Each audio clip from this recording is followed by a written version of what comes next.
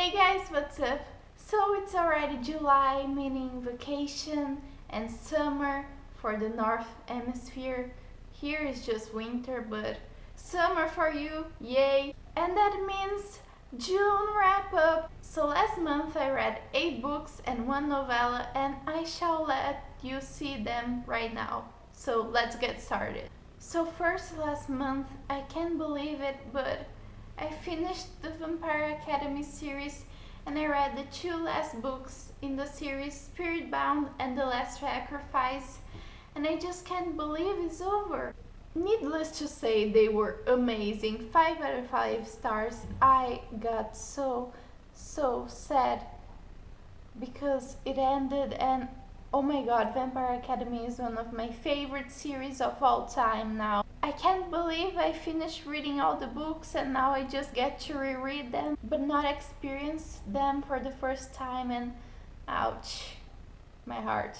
I just gotta say that one thing pissed me off on The Last Sacrifice, and it was that the side characters didn't have a conclusion, because the conclusion for them would be the new plot on Bloodlines, and I felt so betrayed because I felt like I had to buy Bloodlines to know what happened to them and not get a conclusion on this series, and I got so annoyed. But this month I also read Bloodlines and it was great. I'll tell you about it in 1 minute, but I felt kind of betrayed right there, Richelle Mead, so kinda rude, but it was amazing and I read them in 1 day. After I finished reading these books, I found a novella from Shatter Me for free on ebook, and it was Destroy Me, and oh my god, it's the novella that happens after Shatter Me, and let me tell you, I did not like Shatter Me. Like, Juliet annoyed me so much.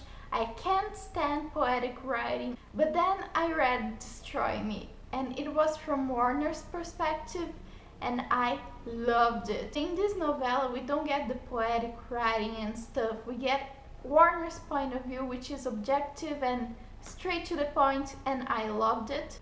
It was so heartbreaking, and we got to see more of him, and I already love him. Like, I hated him in the first book, but now I'm Team Warner. And of course I gave it 5 out of 5 stars. And then we know that June was a very special month because, ouch, The Fault in Our Stars movie was released. So of course I had to reread The Fault in Our Stars for the 3rd time to get it fresh in my mind so I could watch the movie. And not only the movie was great, but I reread this book and it was amazing as always. 5 out of 5 stars.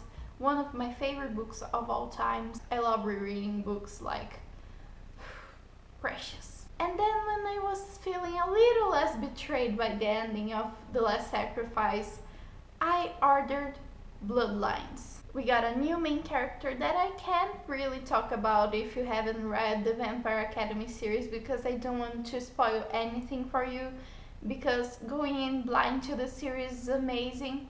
And I gotta say, we get a new main character in these books, obviously because it's a spin-off, and even though I loved the new main character and all of the side characters, I have to say that Rose Hathaway is the love of my life, and she not being the main character, it breaks my heart. I gave this book 4 out of 5 stars because it took me a while to get into it, just because I was kind of in denial, waiting for Rose to be all of the book, like getting comebacks and all of that, and she doesn't know, and no, she's not the main character in the series, which hurts me a lot.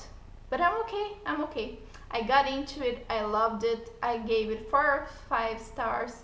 It's one of my new favorites. As usual, Richelle Mead will always be one of my favorites. And then of course I had to order The Golden Lily, and I read it and it was amazing and perfect, and I finally got into the Bloodlines world and kind of accepted that Rose won't be the main character and won't be the center of the world.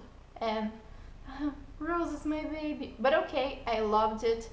The ending of this book broke my heart and it was so good. I loved it. I read it really quickly and I gave it 5 out of 5 stars because now I'm finally into the world of Bloodlines. And then some friends lended me some books and I got into a contemporary spree. And by spree I mean 2 books, but you know, contemporary spree.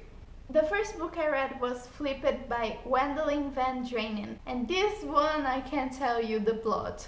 I couldn't tell you the plot of the other books because they were sequels, but this one I can tell you. And I think the book takes place in the 60s or 70s. Around that time, Anna always had a thing for Bryce since she was little. He moved into a house next to her and she helped him with moving and stuff, but she always was there bugging him because she had a crush on him and he didn't like her back and didn't like her as a person in general. And then we get to see their journey when they're growing up, and Bryce starts to notice how amazing Juliana is, and Juliana starts to notice how not amazing Bryce is. And it's a really cute book that not only talks about romance but also about friendships and bullying and family, and it was really great. But it took me so long to get into it because the first 100 pages were torture. I'm sorry to say it, but it was torture to me. Because the characters are like in that age that they are so annoying and so stupid, and Bryce was such a coward and asshole. But I hate him.